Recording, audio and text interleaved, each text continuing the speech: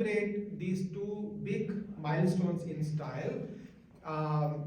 Our apex body, Sarvadeshik Arya Sabha, they had decided to do worldwide celebrations of these two major occasions and use this opportunity to promote the word about Arya Samaj, Vedic Dharma, and the message of Swami Dayanand. For that, they had invited Indian Prime Minister Mr. Narendra Modi to inaugurate or initiate these celebrations. And Modi is going to be coming to Arya Samaj Forum on 12th of February 2023 in Indira Gandhi Indoor Stadium.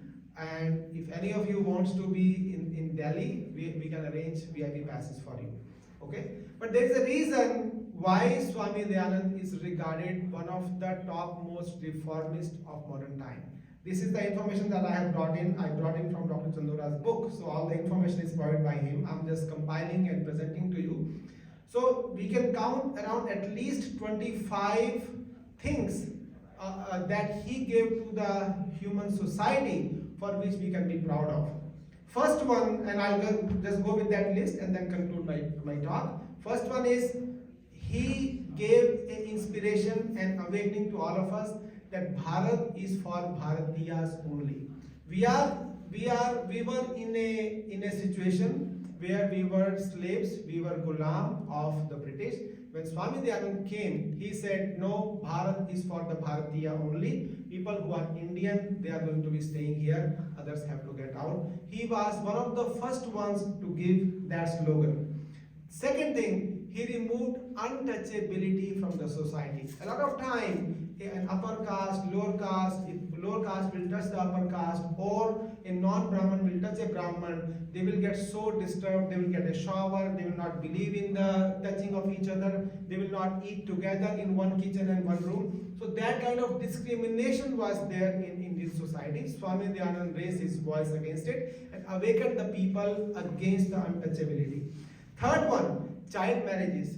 Child marriages were very prevalent at that time in India, and he said it is not medically or socially appropriate to have the child marriages.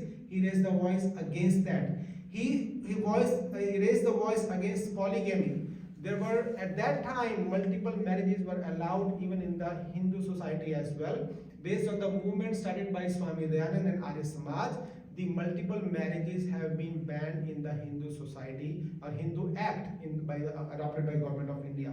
So for all these reformist movements, Swami Dayanand was one of the key figures. Then again, one of the primary point was true form of Ishwar. He promoted what the Ishwar is, how we should understand the Ishwar, how we should worship him. In a second principle that he has given to us, he talked about what is a true form of Ishwar. Sixth one, he gave the call to back to the Vedas.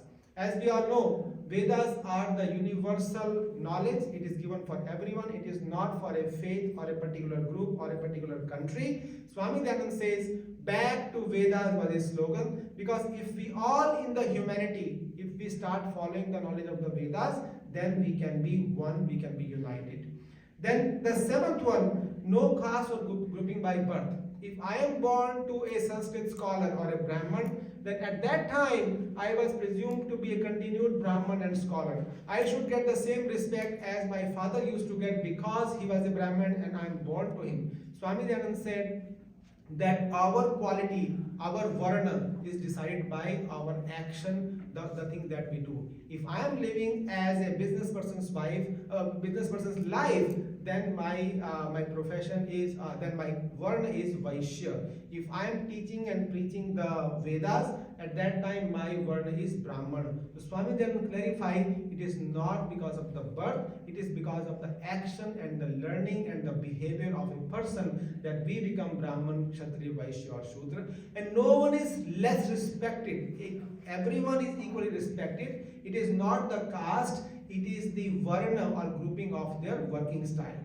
Then he created a sense of pride in Hindus that our heritage is so strong. We brought zero to the world. We brought so many other things to the world. The atomic bomb was there at the time of Ramayana. So all these facts he re-emphasized to the community once again that, hey, we have a strong history, we have no reason to feel underprivileged because of the slavery of last 3,000 years of the Mughals. So he brought back the rich history of India to us. Then he talked of the self-rule and freedom, that he also mentioned that self-rule is the most important thing in one's life, and he says विदेशी राज्य कितना भी अच्छा क्यों ना हो, स्वदेशी राज्य से अच्छा वो नहीं हो सकता है. So he emphasized on that, and he spread the awakening in the Hindus that, hey, if you want to be self-reliant, if you want to be progressing well, the self-rule is what is important. Then the 10th thing that he did was widows remarriage. At that time there was a very poor situation for the widows. Even young ages, people were getting, the girls were getting widows, and it was not allowed for them to live a normal life. Swami Dayanand raised the voice against that. He says everyone in the society can get a chance to regrow, repurpose their life, and if something unexpected happened, they should be able to live the life normally. So widow marriages also he promoted. Sati Pratha, as we know, at that time, if a person used to die, his wife had to be burnt into the same fire where that person is being burned, or done the last rites of. Swami Dayanand fought against that as well, that burning the wife along with the husband is not the right tradition. He raised a very strong voice against that. Then he raised the voice against blind faith and falsehood. He used to say, okay, whosoever you believe in, first learn about it. If you're believing on a scripture, first know what the scripture is talking, why it is talking. So our belief should be based on the Satya. Shraddha should be based on the Satya. Unknowingly, just someone said do not believe on something, avoid all kind of Andhashraddha. Then he started the Shuddhi movement. People who were disgruntled, who were mistakenly converted to a different faith from Hindu faith or Vedic faith, Swami Dayanand initiated a Shuddhi movement that Swami Shraddhanand took to the next level, wherein a lot of people who were brought back to the Hindu faith, the initiation was done by Swami Dayanand himself. Of course, then he talked about education for all. If someone is capable, regardless of its caste, one can get educated. It could be man or a woman, it could be Brahman, Kshatriya, Vaishya or Shudra. If someone is able to learn and grow, everyone gets the right to study. It is not that if someone is born in a Brahman family, then that person only can listen to the Vedic mantras. He said Vedic mantras are for everyone, for the humankind, and everyone should be able to learn them. After that, many other social or many other community initiatives were started. Orphanages. I think Arya Samaj had established one of the first orphanage in this modern time at the time of Swami Dayanand. Same way, homes for widows and destitute. Arya Samaj or Swami Dayanand and Arya Samaj initiated those things way back in 1870s when we started first of those places wherein the women for the widows and destitute people could stay. The next thing, 17th was, he said Sanskrit and Vedas are not only for men, they are for men and women equally. Women can also listen to the Vedic mantras, women can wear the Yajnapavid. So all the promotion or all the equality that we are talking about, that was first promoted was by Swami Dayanand Saraswati. Then he talked about Yajnapavid for all. Earlier only men used to wear the Yajnapavid. Swami Dayanand promoted that no, women get equal right in whatever sanskars we do. If we do the worship, if we do the puja, if we do the havan, if we do the Yajnapavid, whatever, women get the equal right. Of course, any other ills or false beliefs that were existent at that time in the Hindu society, he fought against those. 20th was Swadeshi movement. Swami Dayanand said we should have totally independent country. We should try to use Swadeshi. That means the things that are made in our own country, we should use it. That way we will have minimal dependence on outside world on that. Then he provided many national, with his inspiration, there were many national leaders that Arya Samaj produced, and the picture on my left, it shows all the freedom fighters and the leaders who were influenced by Swami Dayanand and continue to follow his path. and of course they contributed their efforts for the freedom movement of India and the nationalism movement. Then promotion of Hindi. Swami Dayanand also mentioned that Hindi के द्वारा सारे देश को एक रूप में पिरोया जा सकता है. So Swami Dayanand was one of the first ones who said that Hindi is an important language. It is capable of becoming India's national language because it can tie everyone together.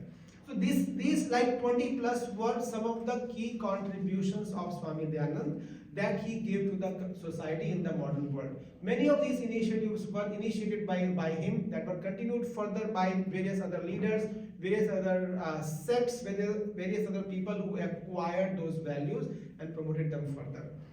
So for that reason, Swami Dayanand is still remembered. And I didn't count the great books, the masterpieces he gave. Satyarth Prakash is his masterpiece that gives the comparative study of various religions. Trivadadi Bhashya Bhumika, Vyavhar Bhanu, Sanskar Vidhi, Panch Mahayaj Vidhi. So many things that he provided for our learning that gives us a catalog or recipe for a great human life, great human upbringing. For that reason, we are all proud of him.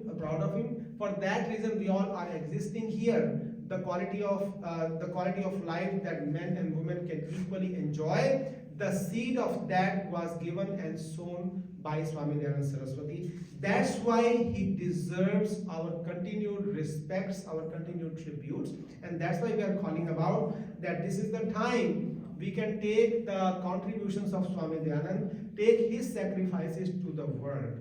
So I'm just here to call upon all of you that these 2 years are very important, wherein we are going to highlight the contributions, sayings, quotations, and influences that Swami Dayanand made to the modern life. With the Swami Dayanand, we will have the names of Arya Samaj as well, because Arya Samaj is following or promoting the ideology that Swami Dayanand preached from the Vedas. Because all he said was, I am not preaching anything of my own. I am preaching whatever the Rishis has given, and I am taking that forward, whatever is in the Vedas itself. So, and Arya Samaj is not a new sect, it is just a reform movement. It is open for everyone to join. It is not only for Hindus, it is open for people of all the races, all the ages, and all the genders. It's open for everyone. There is no discrimination based on if someone is following a Christian faith, someone is following the Muslim faith, someone is following the Hindu faith. All Arya Samaj says is that these 10 principles are universal principles. The knowledge of the Vedas is the universal knowledge. If we want to become universal, if we want to learn the pious knowledge of the Vedas, as long as that is our ideology, we are belonging to Arya Samaj. It is not a new sect or any religion. It is just a reform movement that aims to make everyone's life, everyone a noble person. So for next 2 years, of course, the beginning is from 12th of January 2023 in Bharat. We will have worldwide programs for next 2 years. Every country will have their local program. Every country will have a global program as well. In America, as you know, we are going to have 2 big sammelans being organized with the theme of Swami Dayanand's 200th birthday. This year we will have the sammelan in Houston towards the last weekend of July. And the next year in 2024, we are going to have a mega international sammelan in New York. Again, we will use this opportunity to outreach to various other communities beyond our Arya Samaj community. Indian government sponsoring this event, which means all the consulates will get involved to do the functions. So if we have, say, 6 consulates in the US, they will fund all the initiatives that we do on the name of Swami Dayanand and Arya Samaj. We can use that time to take the word further across the communities. Let's not be confined to within us. Let's share the great work done by Maharshi Dayanand Saraswati, and that will make that ideology, that will make the Vedic ideology live for a longer time. So wherever you can participate, please do participate. You are getting a lot of messages, you are getting a lot of pictures, flyers, wherever you can share that word, that our Guru, our Swami Dayanand, who gave us a new path, was such a renowned person, but he was so humble that he even forgave his own servant who gave him the poison. So there are many great examples because he did not only preach, but he lived that preaching as well. He was a true yogi, he was a great human being, he was a great scholar, and he has a true devotion to the Ishwar and the Rishis that were before his time. So my call to all of you is, let's celebrate his birthday, let's decorate our homes. It has to come from within. If we want to express true devotions, find your own ways to express your devotion. Create a video giving your contributions, post it to the social media. People will know that our Guru is Swami Dayanand, and that's the reason we are giving our tributes to him. So find many creative ways. You can create rangoli, you can have a painting at your home, you can have a decorated your home, you can share his teachings, you can share the knowledge of the Vedas. Whatever way you want to celebrate, next 2 years are our opportunity to take the word further and to educate the world about the great contributions of Swami Dayanand Saraswati. That's all my request is. I appreciate you listening to me, and let's join together to make these things successful.